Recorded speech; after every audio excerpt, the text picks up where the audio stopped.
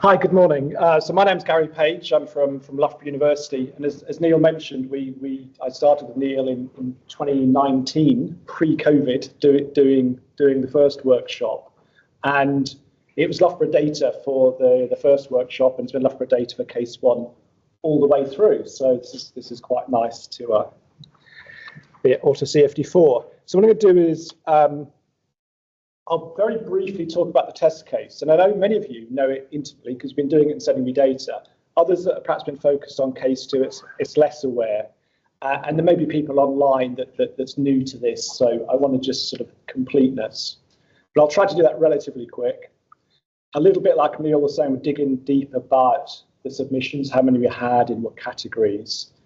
A few things, some caveats about experimental data and the way we processed it. So you understand some of the limitations of experimental data, and some very initial thoughts on the results. And as Neil said, that will hopefully come out through the TFGs more.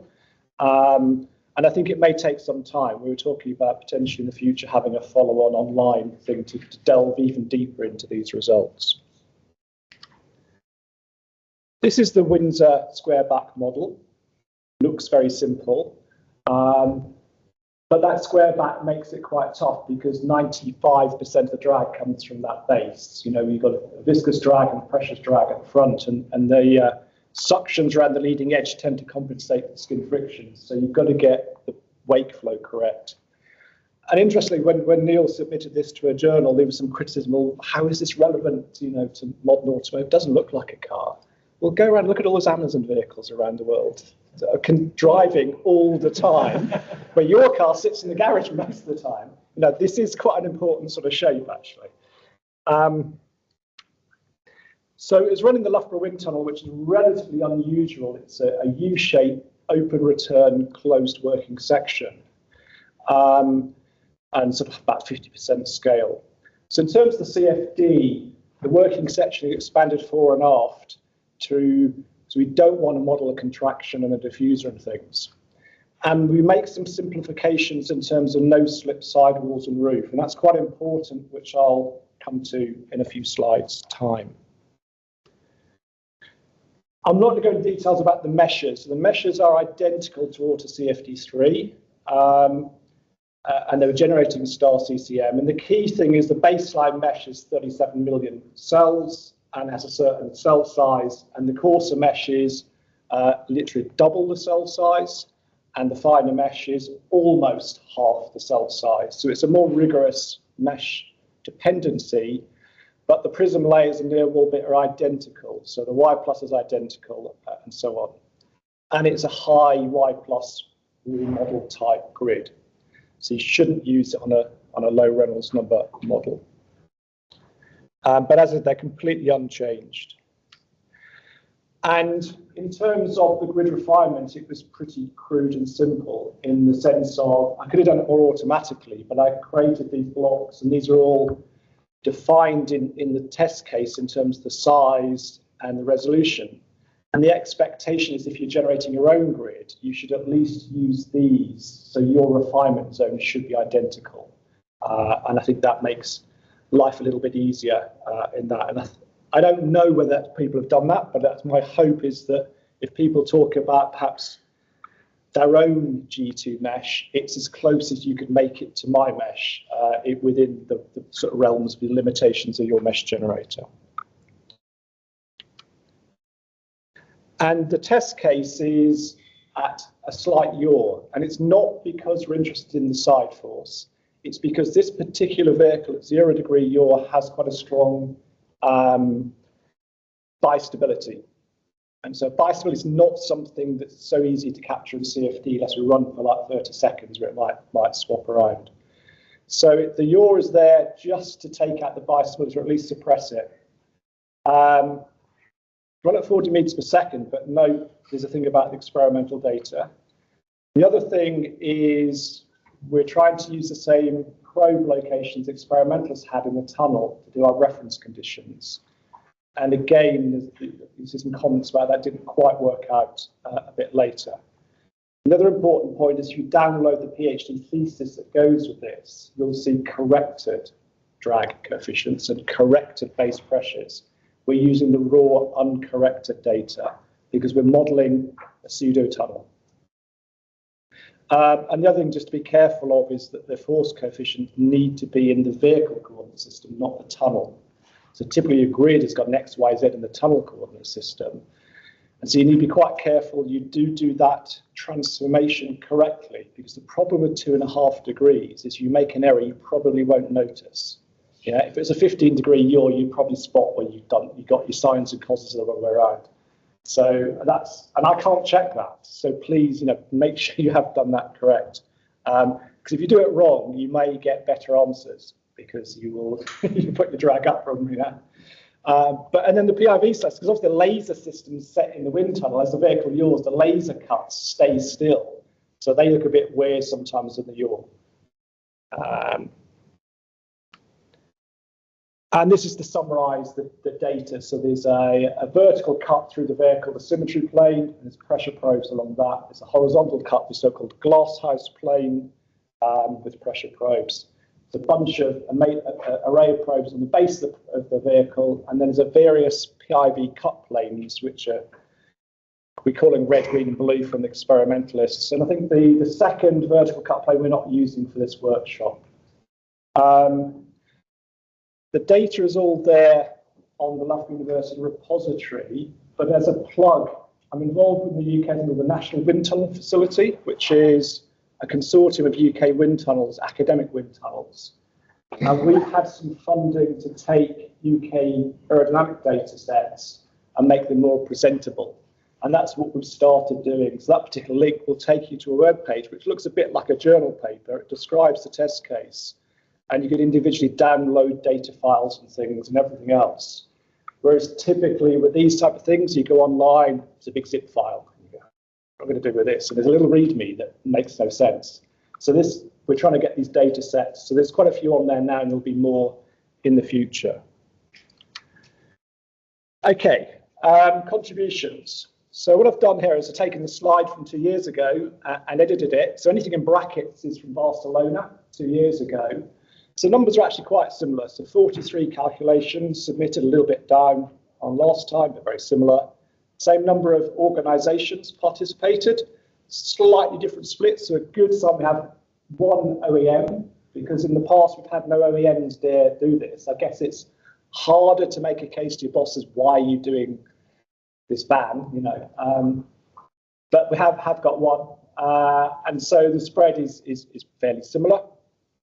In terms of the use of the standard committee grids, there's a bit of a trend to more own grids. So we've gone down from 22 to 16 standard grids and 27 own grids, but it's not too far off a 50-50 split. And the other trend was, I think last time I said there was 20 RANs and 27 hybrid and LES. So now we've only got 11 RANs and we've got 32 hybrid and LES. And actually more LES than previously as well. So that's a good sign. We're getting a trend towards more ready resolving. And I think people have seen it, that the RANs, and you'll see in a moment, is not great for this particular problem.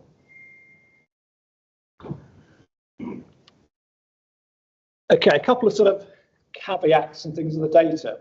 So I made this big thing about we want to use this reference probe upstream the model on the roof. And if you look at the documentation I gave, that's indeed what it says on the page at the top. It says ahead of the car, x equals -2, because the car is 0. And the paragraph underneath, there's a missing negative. And looking at the data, we found at least 2 people, and there may be more, who have used a reference condition behind the vehicle.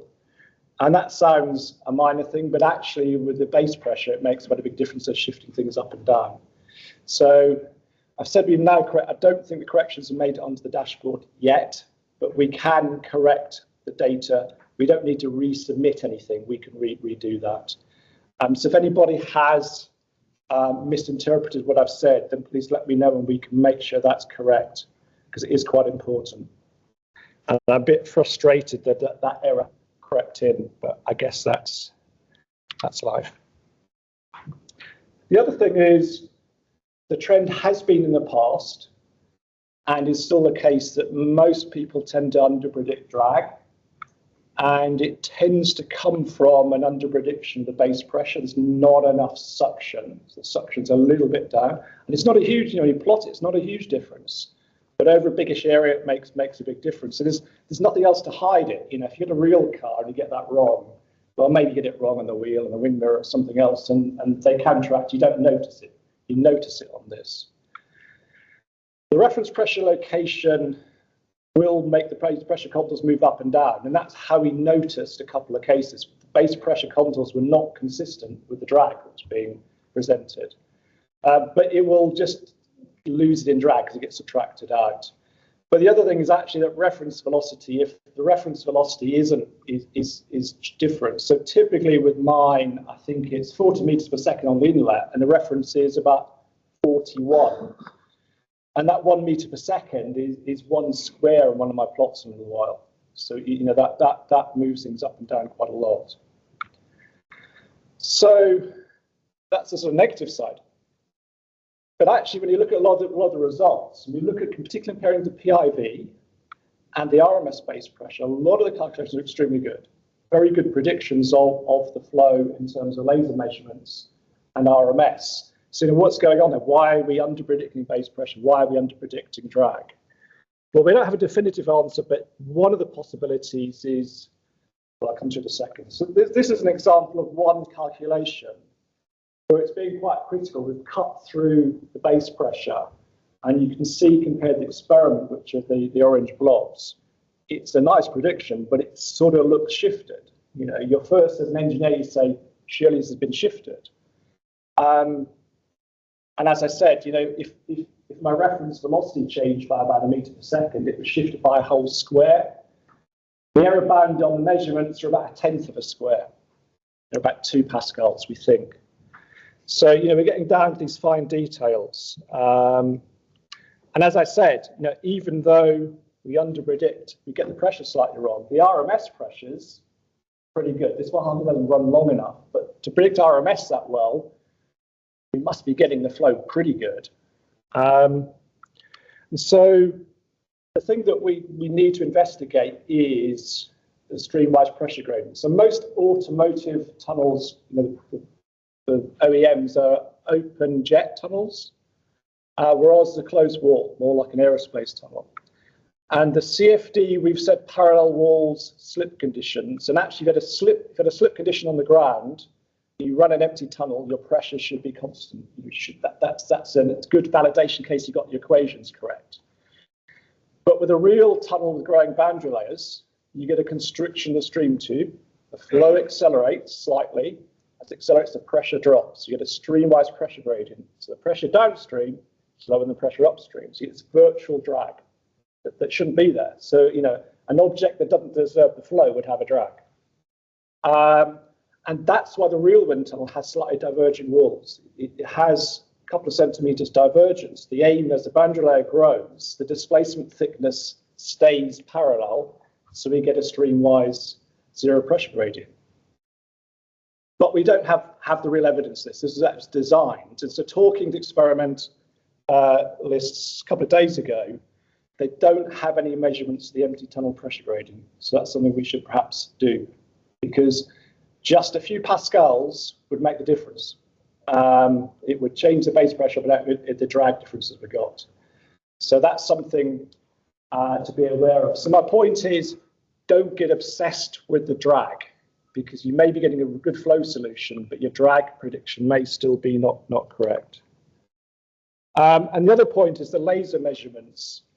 The 0 degree case, which we ran in AutoCFD4, had full 2D PIV for all the measurement planes. So 2D PIV is a very strong laser sheet, nice small seeding that follows the flow really accurately, and well-renowned sort of processing software, so you get fairly confident in your data. But with the Yord case, we've only got one of the cut planes as 2D PIV. But what we have is tomographic PIV, which is something relatively new. The tomographic PIV is where you illuminate a whole volume with LEDs, so the illumination is not so strong, and you're seeding up soap bubbles filled with helium.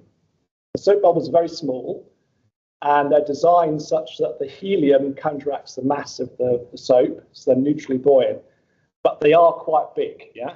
So they don't follow the flow so well. And if you run at 14 meters per second, they break up. So the tomographic is run at the lower speed, lower Reynolds number, and it won't follow the flow so well.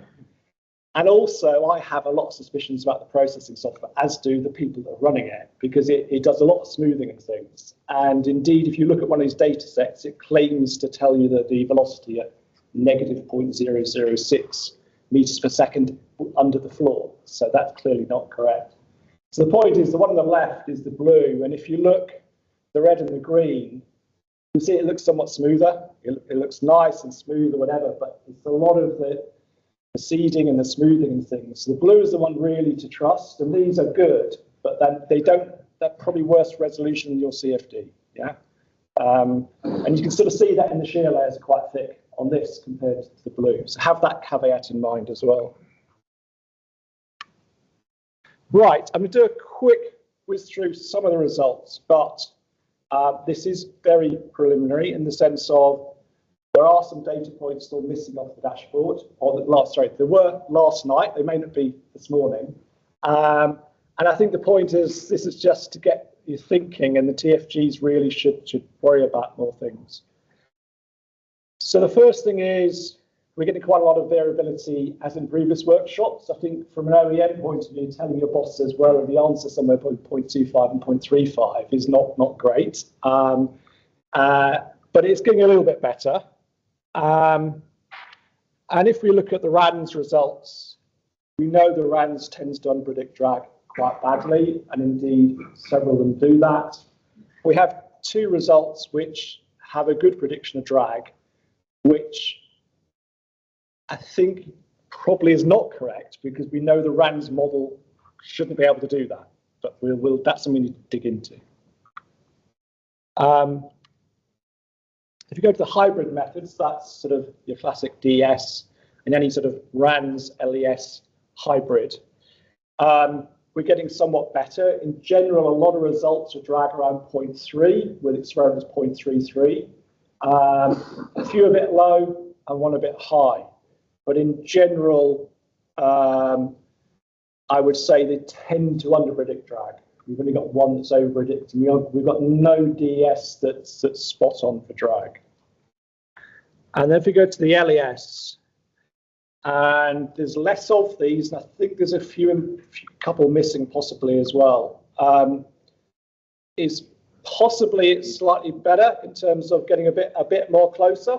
So we're getting a few pretty close to the correct answer, one a bit higher, and not many a bit lower. So I think you'd probably argue they're probably slightly more consistent, but that's perhaps up for debate later in the week, in the day. Shown these before, Charlie's shown these before. If you look at the base pressure for RANS, so the processing we've done is all done on the dashboard. So your spreadsheets has to take a bit of Python code to generate these images, and they've got a fixed range on the pressure coefficient. So the white bit is it's gone to, so negative 0.2 is red, so it's negative 0.2, negative 0.10. So the pressure's just wrong. Not wrong. The pressure's out of our range, and the contours are very circular. And if you look at the experiment, it's completely different. So in terms of the experiment has no circular contours, it has this peak suction over to the right. So this is the lee side, this is the windward side, and it has a higher pressure on the windward side and very sort of a vertical type of thing rather than symmetric. So the RANS actually has the wrong flow structure. If you move to the hybrid methods, it's much better. So we're getting the right flow structures in terms of the base pressure, getting this vertical behavior. But as I'm hinting at, we've perhaps got more variability now. So although they're good, they're quite variable. And I think the thing that my preliminary thoughts were, this windward side here, this flow coming off the left-hand side of the vehicle. In many cases, we're going out of range on my pressure range. So it's too high a pressure, not enough drag. This is saying a low drag in these regions. So it looks like many of these are doing a reasonable job on the peak suction that's pulling the vehicle back, but getting it a little bit wrong as the shear layer comes around the edge. And that may well be consistent with the DES transitioning from a RANS mode to LES mode. And that just hurts us on that edge, possibly. It's not true on all of them. So, for example, like I said, this one here is actually a pretty good matched experiment. That's, you know, if I was doing that, I'd be pretty happy with that solution. And then the LES, there are some missing here. In fact, there's a couple of plots which I think are really good matches to pressure, which are not on here. But in broadly, you would argue, or I would argue, these are more consistent with the experiment. There's less variability. And we've got one with too much suction, but the rest are pretty good. And I think we're getting to the point where we're quite close to my variability of the experiment. But that's all a little bit negative. So a more positive thing is when you compare to PIV, and I say I'm comparing to PIV blue here. I have on this screen 2 LES predictions done by 2 different groups and the experiment. So that's an LES. That's an LES by a different code using very different numerical methods, different grid, different subgrid scale model. Very, very similar, which is good. And then finally, you get the experiment on the right. And I did send some of these pictures to the people that took the data and said, well, can you tell which one's experiment, which one's the CFD? And actually, the guy couldn't. And I told him the way you spot it is that glitch in the experiment there, that spot. That's how you know that's experiment. And these are quite nice because they do look very, very similar. But when you look carefully, you look at particularly the middle one, you'll see that the length of the wake is slightly longer than this LES, and it just about matches the experiment. And actually, that LES matched the drag better than that one. Not by a lot, but it does. But some of the features are quite impressive in terms of, for example, this green contour here. You know, get it exact. You know, these are extremely good predictions in velocity fields. So I think in some respects, we're getting as good as we're going to get in terms of some of these predictions. So that's a positive note.